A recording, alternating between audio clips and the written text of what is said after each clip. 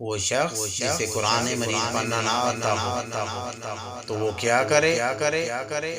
سنن نسائی شریف کی حدیث ہے، حضرت ابن ابی اوفیٰ رضی اللہ تعالی عنہ بیان کرتے ہیں کہ ایک شخص نبی صلی اللہ علیہ وسلم کی خدمت میں حاضر ہوا اور کہنے لگا، اے اللہ کے رسول، میں قرآن پاک میں یاد نہیں کر سکتا اور مجھے کوئی ایسی چیز سکھلا دیجئے جو مجھے قرآن مجید کی جگہ پر کفایت کر جائے۔